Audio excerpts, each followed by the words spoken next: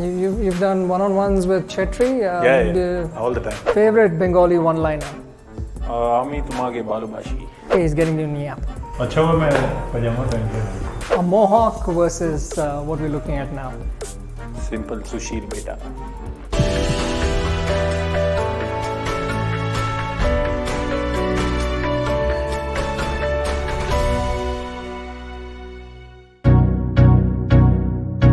Hello everybody, my name is Rahul and you're watching The Bridge.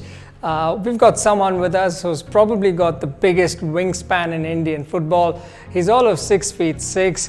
We've got the best goalkeeper in India with us, Gurpreet Singh Sandhu. Let's talk a bit about the origins of you as a football player, right? Growing up in Chandigarh, of course.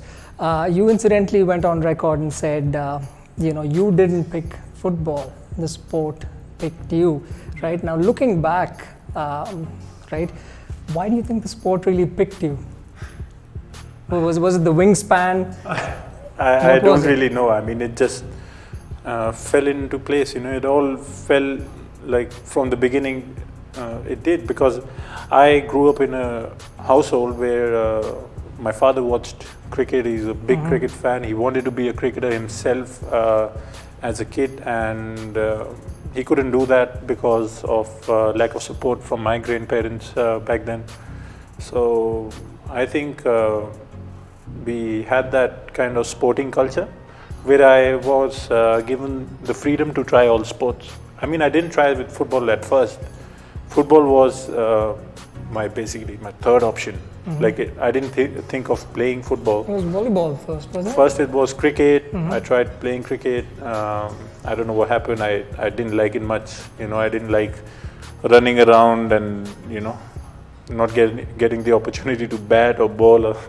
So it wasn't giving me that much of interest. And I tried to play volleyball as well in school, but that was just to bunk class and stuff like that. So, but fortunately, like, we had an academy in my school at that point in time, and I got picked up after winning a race in the PT session. That's how football came to me. Like, I didn't go out and try out and reach out, like I say that, to the game.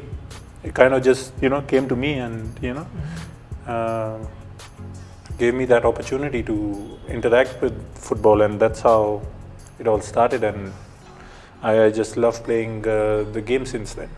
And then somewhere along the way, you started getting really good at football, right? I think your first professional contracts started coming your way when you were about 18, roughly?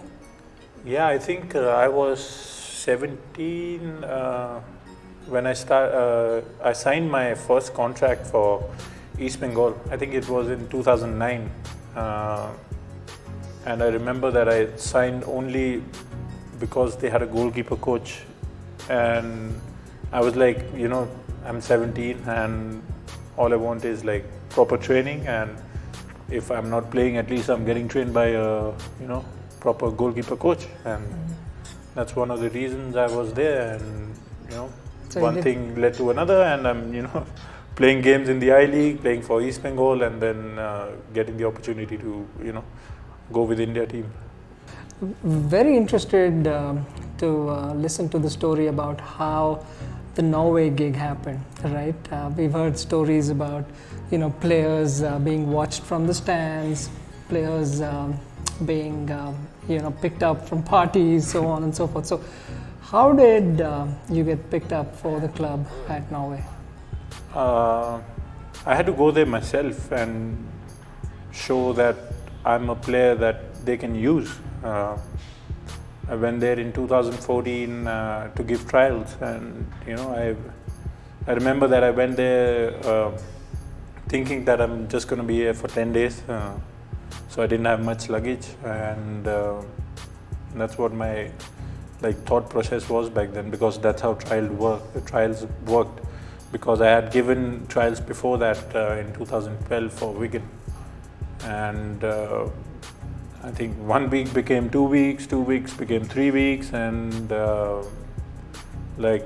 after that I went home. You could only have around 9 foreign players in the Norwegian league in a team, and they already had a foreign keeper. So they were just deciding, I guess, if they want one more. And I think the goalkeeper coach over there, he showed faith in me, and he said I can, make him into a better keeper, which we can use, and we can make him play. And those things just, happened within the first 3 months, and they said, we want you to sign over here, and I was pretty happy about it. And that's when I told my mum that send me clothes. The first thing I said, because I'm going to be back home after a while. So you were there for a total of 3 years, roughly? Yeah. But you didn't get enough games. Yeah, it's very difficult doing that when you're a goalkeeper, because there's only one goalkeeper on the pitch, and you only change a goalkeeper when something is wrong. So my job was to show the coaches that I was better than the one who was playing, which happened I think a couple of times in 2 seasons. The first season, as I said, I was in transition, and the following season I got my chance to play and everything, but like I played around 4-5 games regularly. Then the Europa League game happened, and I got injured, severely injured. I fractured my hand in that game. So I was back to... That was why you got changed halfway into the game? Yeah, as I said, you only change goalkeepers when there's something really wrong. So tell us about that incident. I think the Europa League was something which I wanted to achieve in 2016 when, I think in 2015 actually, we finished our season, and we got to know that we are going to play in the Europa League qualifier, because we finished 3rd. And from that moment on, I told myself that I want to play that game, no matter what, If I don't play any other game, doesn't matter, I want to play that game anyhow.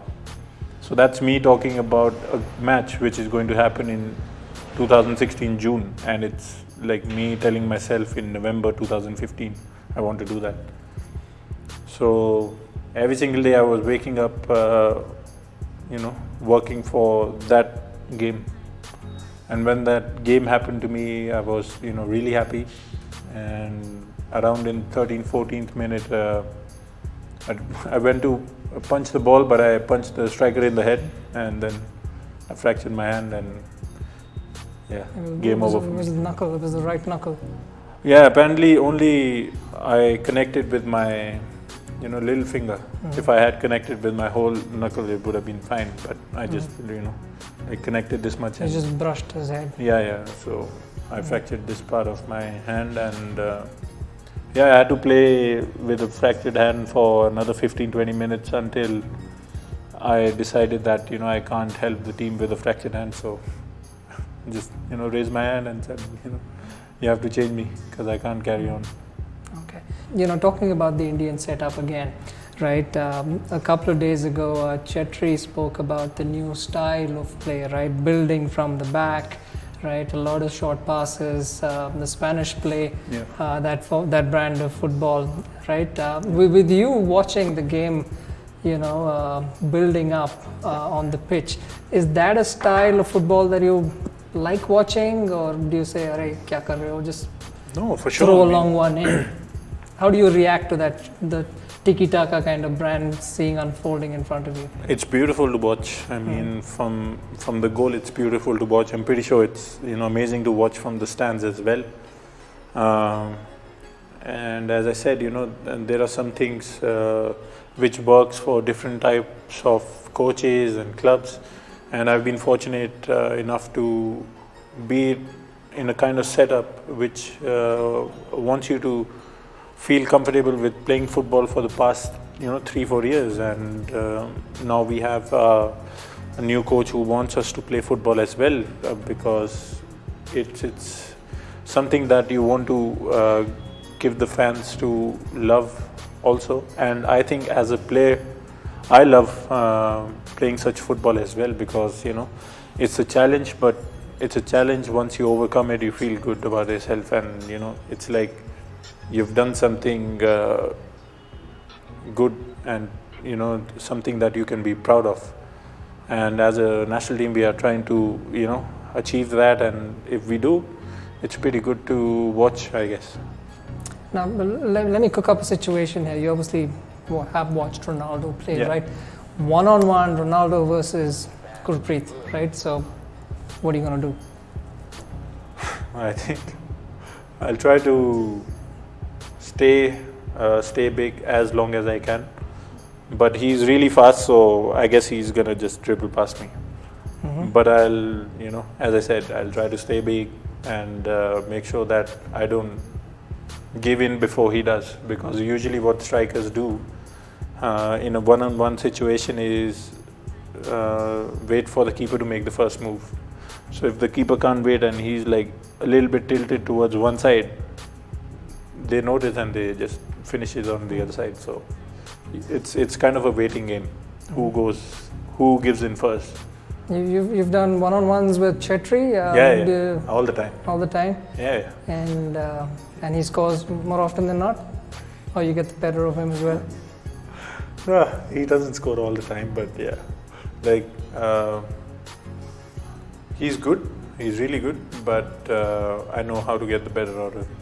But on a serious note, right? The World Cup, right?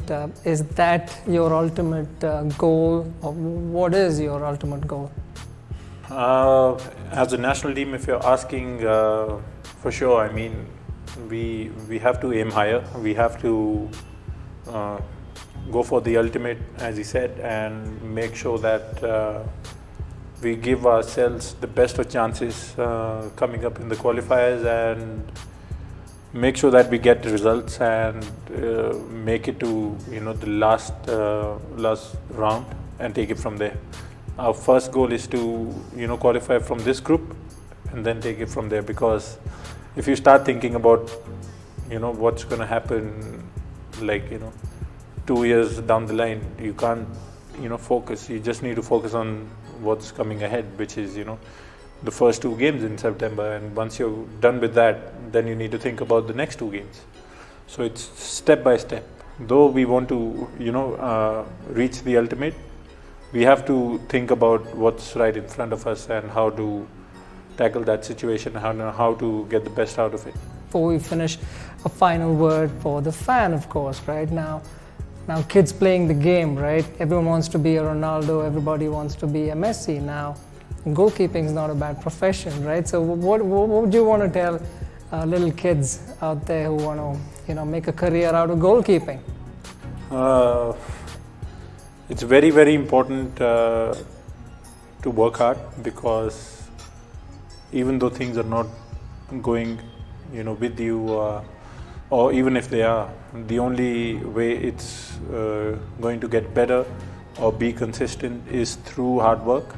And if you're very young, you just need to enjoy yourself, because that's one of the most important reasons you play. That's why I play. I want to enjoy the game. I don't think of it as a job. And the third thing is to make sure that the right people are advising you and the right people are around you to give you that selfless advice that you need to grow as a player, as a person, because if you don't have that, you're stagnant. So just make sure you enjoy and have the right people around you. Hello everybody. So we at The Bridge are extremely thankful to Gurpreet for coming down to our office, and we have our friend Abhishek. We are extremely thankful to him for facilitating this, and we have many more such interviews lined up with more athletes, and yeah, thank you.